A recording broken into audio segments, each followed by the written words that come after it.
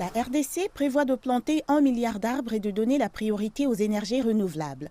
Le bassin du Congo est la deuxième plus grande forêt tropicale du monde après l'Amazonie.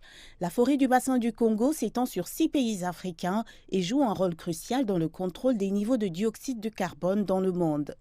60% de cette forêt dense se trouve en République démocratique du Congo. Au cours des 2 dernières décennies, de nombreux arbres de cette forêt ont été abattus en raison du défrichage de terres pour l'agriculture, de l'exploitation forestière industrielle et du commerce lucratif du charbon. Our populations, as you know, are very poor. Notre population est très pauvre. Elle n'a pas assez d'énergie, en particulier d'énergie hydroélectrique ou d'autres sources d'énergie électrique. C'est pourquoi elle utilise principalement le bois pour faire du feu. Ceci est la première raison. La deuxième est que des individus exportent notre bois en coupant les arbres. Selon une ONG internationale qui surveille la forêt, le Global Forest Watch, la RDC a perdu 15,9 millions d'hectares de couverture forestière entre 2001 et 2020. Les dirigeants mondiaux qui ont participé à la récente conférence de Glasgow sur le changement climatique se sont engagés à créer un fonds de 1,4 milliard de dollars pour protéger la forêt tropicale du bassin du Congo.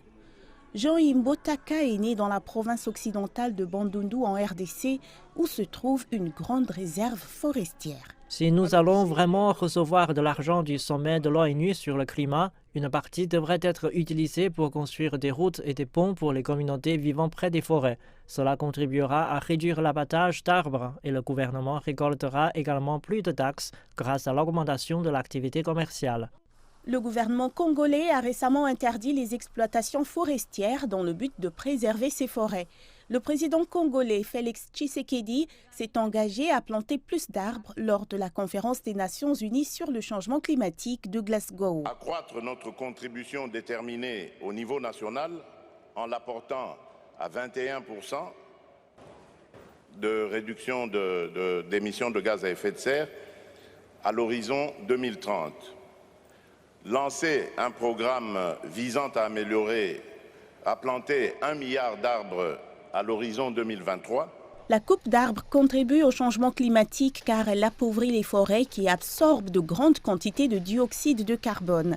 Si la promesse financière de protéger la forêt du bassin du Congo a été accueillie favorablement par de nombreux Congolais, certains écologistes affirment qu'un précédent accord conclu en 2014 n'a pas réussi à ralentir la déforestation.